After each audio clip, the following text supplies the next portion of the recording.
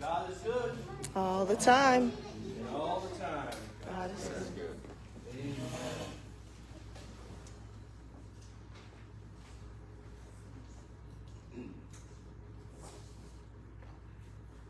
I don't know that you have to have a great grasp of the whole story of the Bible or be completely biblically literate to be familiar with the two characters, Judas and Peter.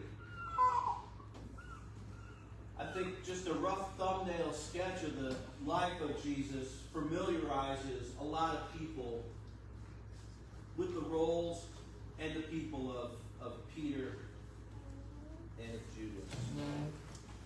You know, as a preacher, sometimes you stand up and you say to yourself, I've got hard things I need to say, but boy, I don't want to sound grumpy. I got things I feel like I ought to say or I want to say, but I don't know that people actually want to hear it sometimes.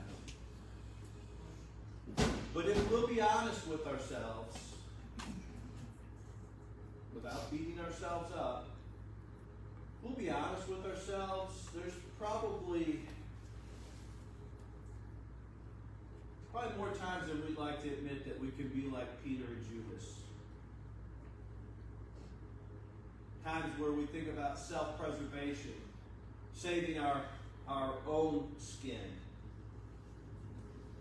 I titled the sermon, Win, as in winning, when we struggle. Earlier in the week, the rough working title was, How Bad Are You? And if I post that, nobody's going to come.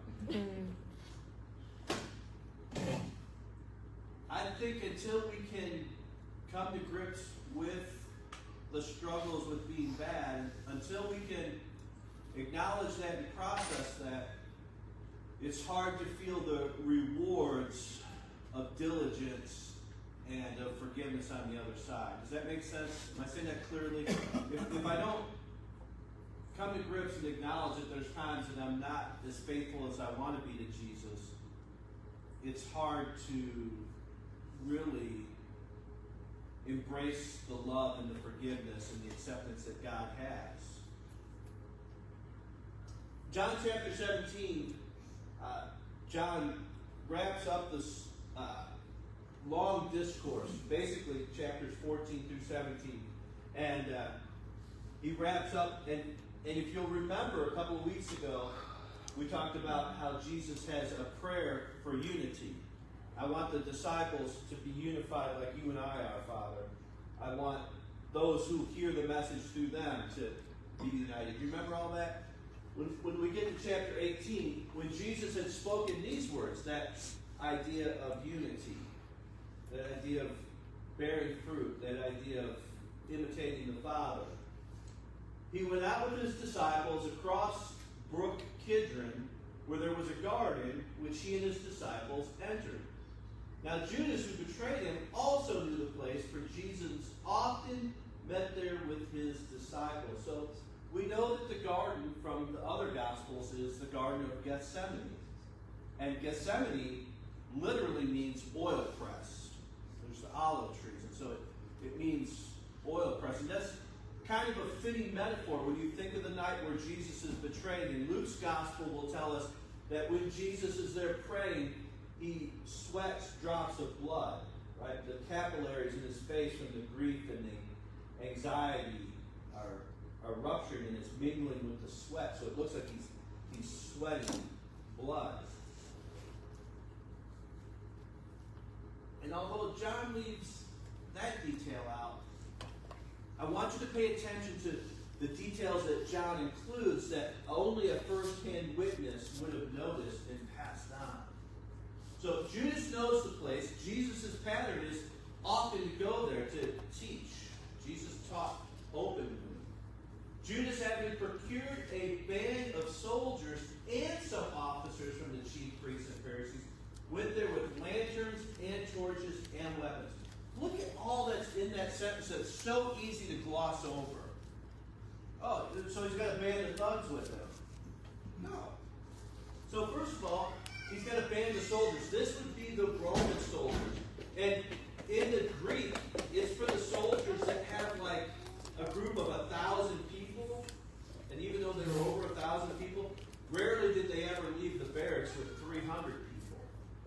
So, historians, commentaries, experts say that it's probably about 100 Roman soldiers.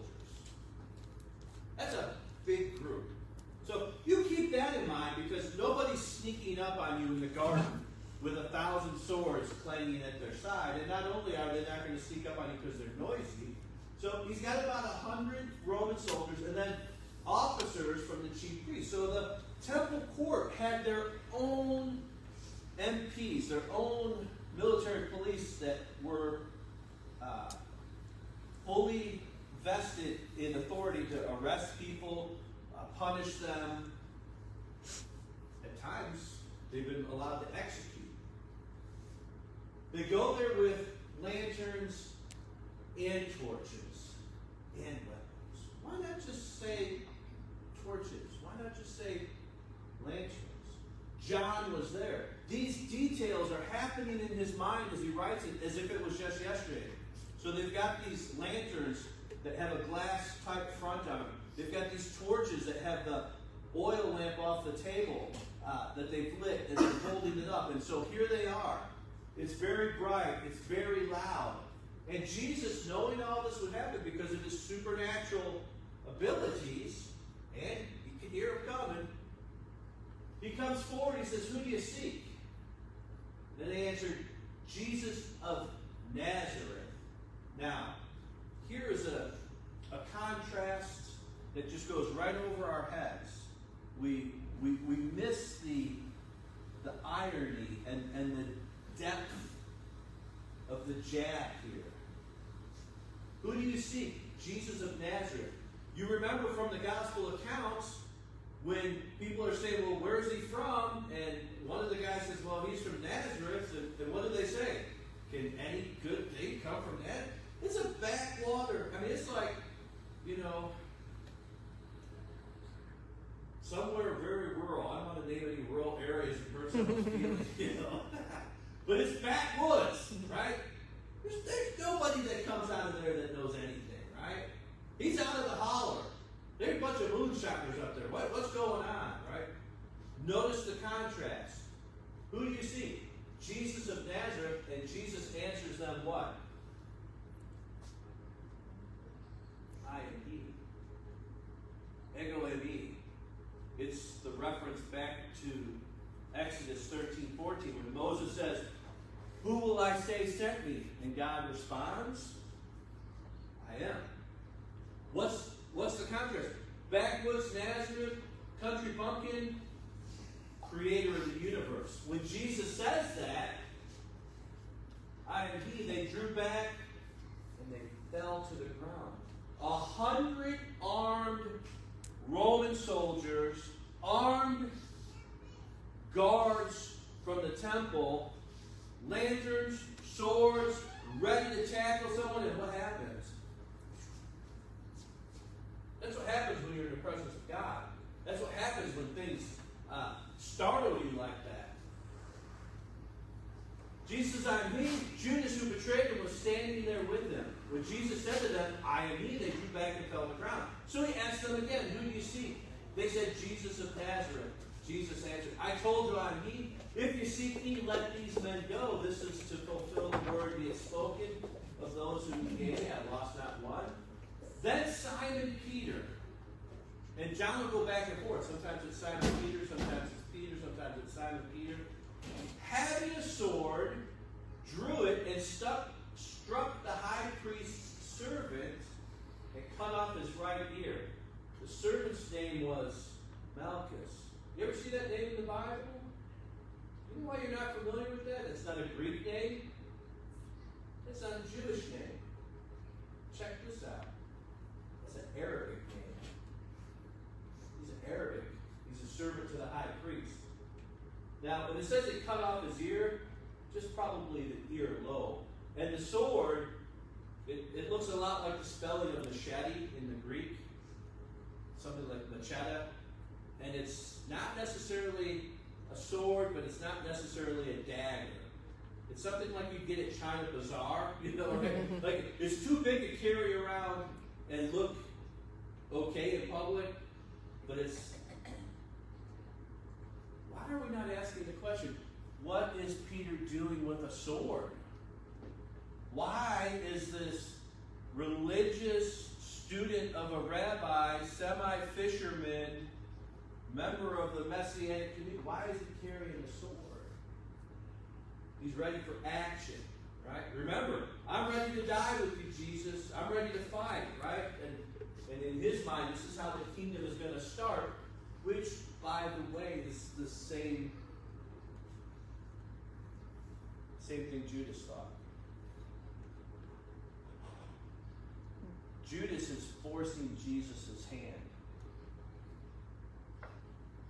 Jesus has all this glib, blah, blah, blah, I'm going to die and come back 3 days later. And Judas says, no, that's not how it works, Jesus. You're going to conquer. You're going to cast off Rome. And you're going to give us the kingdom we deserve. And if you can't do it on your own time, I'll help you. Judas is trying to make Jesus show his messianic splendor and glory and military might. And it backfires. Simon had the sword, cut off the ear. Jesus said to Peter, put your sword into its sheath. Shall I not drink the cup that the Father has given me? Jesus knows what the Father wants for him. And he wants the disciples to understand it as well. The valley that they walked through that night, the Kidron, which, by the way, drains into the Dead Sea, that valley is lined with the tombs of the elites of Jerusalem. It's where the high priests are buried. It's where the wealthy are buried. It's where religious heroes are buried. And they've got cut, in the days of Jesus, cut tombs into the side of the limestone rock. And so it's night. It's the night of the Passover. I know we have been in the Passover for 6 months now with John. But it's the night of the Passover. And now he's walking. And it's night and it's dark. And where does Jesus lead them? Through a cemetery. Because that's what the Kidron Valley is. All of the tombs of the elite. How eerie that would be. How impossible it would be to walk through there and not contemplate your own mortality. And here's where Jesus leads them. Jesus isn't surprised. Not even at Peter drawing the sword. He just put that away. That's not going to accomplish what the Father wants. I said sometimes it's hard to admit, but we could be more like Judas and Peter than we want. Have you ever felt really courageous at one moment? I've got my sword. I'm ready to be righteous. And then that courage be short-lived. The band of soldiers and the captain, the officers of the Jews arrested Jesus and bound him. They lead him to Annas. He was the father-in-law of Caiaphas, who was the high priest that year. It was Caiaphas, remember early in the book, said it's better if one person dies than the rest. So there's the incumbent. He used to be the high priest, Annas. He's the father-in-law. In fact, 7 of that family will hold the office of high priests for a period of history during that year. The high priest, you think of the Levites who run the temple. The high priest has to come from the tribe of Aaron. The high priest was bought and sold in the days of Jesus. It was a political office, and it literally went to the highest bidder. It was about power and authority and control, and these elite people had the money, and they liked to keep it in the family. But obviously, he's still respected. Even though Caiaphas is now the high priest, they go there first. But it's not a real trial yet. So Simon Peter follows Jesus, right? And so did another disciple. Who do you think that is? That's John, right? modestly, doesn't say, and there I was too. Here's something you don't know about John.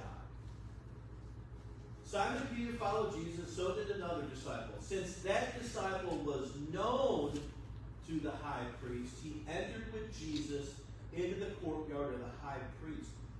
Peter stays back. John, the word in the Greek is a form of gnoskos, and it has a connotation of affiliation, of affection, of a real relationship. Somehow, John, the one who writes the Gospel of John, was interacting with the high priest. He had such a relationship that, according to the Greek, he was known by him. And not known just like, oh, I know Bill Gates, I've heard that name, right? But I don't think he would recognize it. I met Michael Jordan in his house, but there's no way he's going to remember me, right? I know him. No, this is like Kellen. I know Kellen. He knows me. We know each other. There's a personal interaction in that Greek word. That's the status that John has. And so he goes into the courtyard, but Peter's bravery is short-lived because he stays back.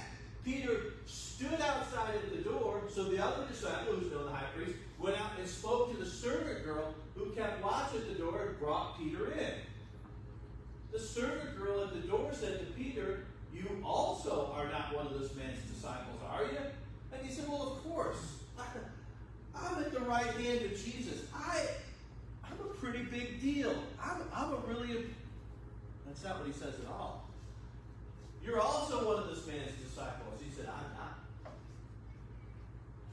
The guy who just had the sword, the guy who just was willing to fight 100 soldiers at least, vanquished by a non-threatening, non-violent woman who asked the question, "Are you one of them?" "No, not me." Now the servants and the officers made a charcoal fire. John is the only one that gives us that detail. It's like anacocra or something like that. This word for charcoal fire. He's the only one that inserts that. He's there. He's watching it. It's not just a fire. It's not a bonfire. It's a charcoal. That was weird. Charcoal fire. Because it was cold and they're standing, warming themselves. Peter also is with them, standing and warming himself. Judas stands with the enemies of Jesus as they seek to arrest him. Peter stands with the enemies of Jesus while they debate what they're going to do with him. And neither are standing by his side. Now's the part where you're tempted to say, "At least I'm not as bad as them." And that's not the point at all. The point never, ever is it for us to look at someone else who makes a bigger mistake than us and say, "Well, at least I'm not a sports fan, wasting my time on the couch," right? Hey, watch it now. Right? At least I'm not. No. That's not the point. That's never the point. So the Jews, they're in a hurry to get this going on. Peter's in a hurry to stay safe and stay warm and stay comfortable. The high priest then questioned Jesus about his disciples and the teaching. Jesus answered, "I spoke openly to the world. I've always taught in synagogues and the temple, where all the Jews are together. I've said nothing in secret. Why do you ask me? Ask those who've heard me what I said to them. They know what I said." Now, do you know why he does this? In Jewish culture, your own testimony is worthless. That's why you see that phrase in the Bible, "only on the testimony of 2 or 3 other witnesses." When they're asking Jesus to defend himself, it's a trick. Because you can't. In a Jewish court, you cannot testify for yourself. Jesus said, "Everybody heard what I said. Where are those people? Ask those witnesses." Since he catches them in their mistake, in their misuse of the judge misuse of the court situation, the natural thing to do is smack him. Right? Because he's disrespectful. When he said these things, one of the officers standing by struck Jesus with his hand. I looked it up in the Greek. It's one of the hardest forms of hitting you can hit with someone. It's an open-handed, open palm. It's like these videos that are going around.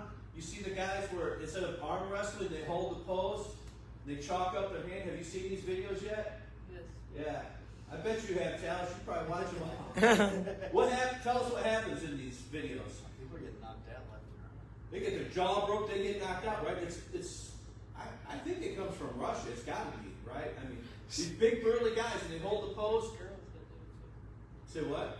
They have a girl one too. A girl one too? Yeah. There's one girl that's really strong. She Yeah. knocks me out every time. Yeah, every time. Well, I just saw. You're missing out on your sports cred. I just saw on Brit Bart that a man won the women's beauty pageant, which means that men are better at women than everything, even being women, right? So I'm sure there'll be a man that will go in that women's contest and beat the woman, right? It's a joke, Crystal. It's a joke. It's an open-handed hit, like where you have to use as much force as you can. It's just like in those videos you see where these guys do. That's the connotation of the Greek. It's not like, Jesus, stop talking back to the high priest like that. It's, I'm stepping into it, 1, 2, 3, and I'm trying to knock teeth loose. That's the force in the language here. It's a strong striking of Jesus. Is that how you answer the high priest?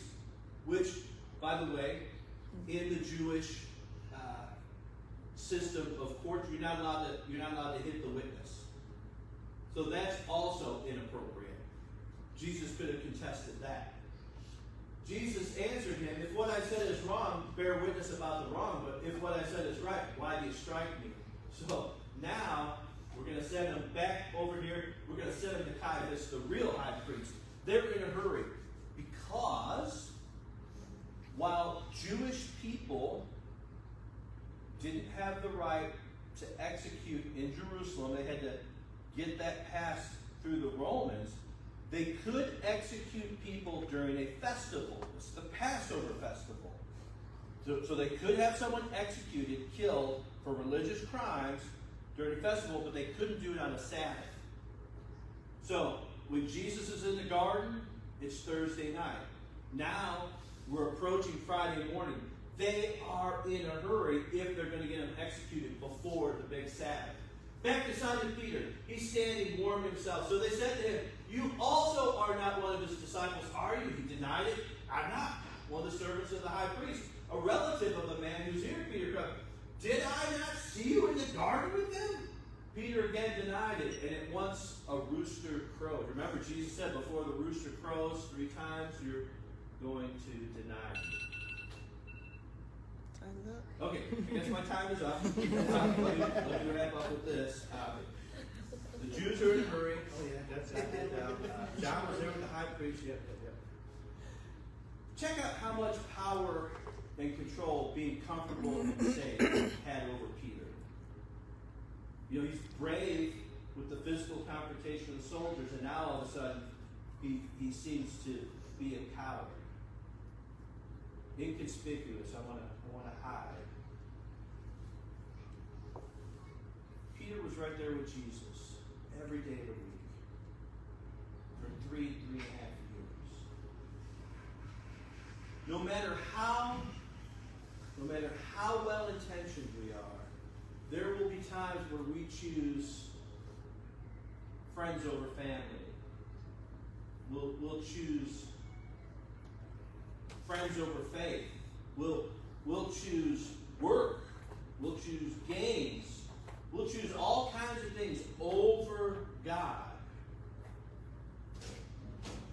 And I want you to ask a really serious question. At least I'm not as bad as Judas and Peter. Who's worse in this story? Judas for betraying Jesus, or Peter for denying him? It's easy to paint Judas as the villain and to totally put everything on him.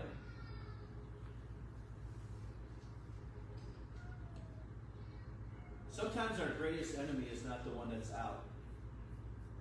It's not the soldier with the sword. It's not the threatening crowd by the fire. Sometimes the greatest enemy is the one that is within. Because I believe, no matter how well intentioned we are, there are times in life, and this is really important, where we fall into a self-serving, selfish, self-preservation, depth of immaturity, but that doesn't spell the end. Unless it's not the end. Sometimes a terrible choice, like Judas made, like Peter made, like we often make in life, sometimes a terrible choice doesn't mean we're a terrible person. Unless I read this story and it reminds me that losing your direction is not the same thing as losing your way in life. It's a temporary thing. I believe as I read this story, of course we know how the story is going to unfold. We know what's going to happen next and next and next. We are not permanently defined by moments of weakness, by moments of selfishness, by moments of immaturity, unless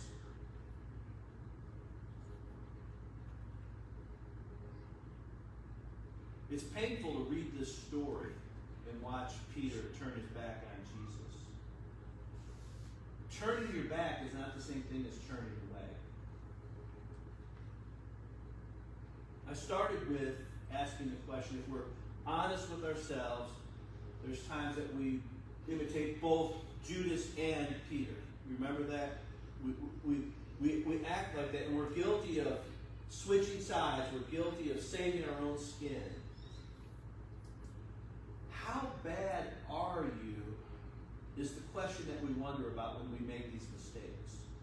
We wonder, am I too bad for God to love, to redeem, or to rescue? According to the Bible, the way the Gospels unfold, both Judas and Peter felt remorse. Do you remember what Judas does with his remorse? Yeah. Do you remember what Peter does with his remorse? That's making all the difference. Judas climbs a tree, right? And Peter returns to the man who died on the tree on Calvary for you and me.